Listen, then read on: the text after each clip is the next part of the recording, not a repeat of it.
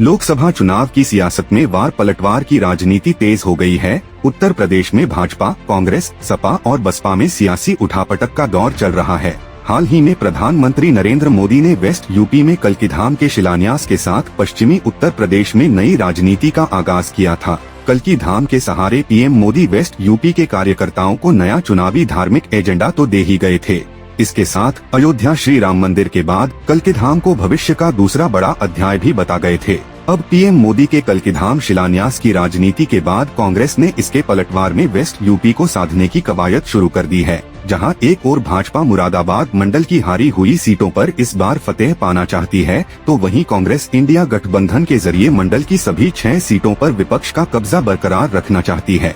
बता दें कि पिछले लोकसभा चुनाव में मुरादाबाद मंडल की 6 सीटों में 3 पर सपा और 3 पर बसपा ने कब्जा जमाया था। मोदी के कल्कीधाम शिलान्यास के पलटवार के रूप में अब राहुल और प्रियंका गांधी ने मुरादाबाद से वेस्ट यूपी में न्याय यात्रा की शुरुआत की है। मुरादाबाद से दोनों भाई बहन चुनावी तैयारी के लिए किसान आंदोलन, महंगाई और बेरोजगारी जैसे मुद्दों को उठाकर भाजपा को घेरने का प्रयास करेंगे। इस दौरान राहुल प्रियंका मुरादाबाद मंडल के मुद्दों को धार देकर भी भाजपा को घेरने का प्रयास करेंगे। शनिवार को मुरादाबाद से कांग्रेस की भारत जोड़ो न्याय यात्रा का आगाज हो गया है। राहुल गांधी और प्रियंका गांधी ने खुली जीप में सवार होकर लोगों का अभिवादन स्वीकार किया। इस दौरान दोनों नेताओं ने लोगों से संवाद भी किया। शनिवार सुबह से ही कार्यक्रम स्थल पर बड़ी संख्या में लोगों की भीड़ जुटनी शुरू हो गई थी। कांग्रेस सांसद राहुल गांधी यात्रा में भाग लेने के लिए नई दिल्ली से सुबह रवाना हुए। यहां से कांग्रेस की न्याय यात्रा अमरोहा और संभल पहुंचेगी।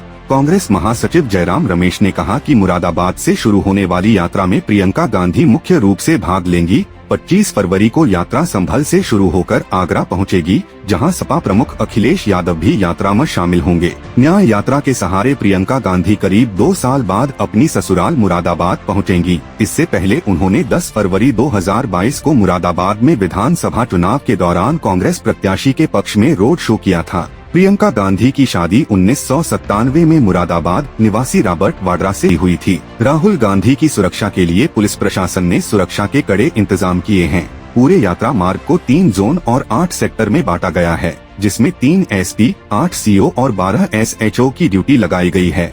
थानों की फोर्स के साथ ही 400 पुलिसकर्मी और पीएसी जवानों की 2 कंपनी लगाई गई है। इस दौरान सीसीटीवी कैमरे से निगरानी की व्यवस्था भी की गई है। जामा मस्जिद चौराहे से संभल चौराहा डबल फाटक तक ऊंची इमारतों पर भी पुलिस कर्मी तैनात रहेंगे।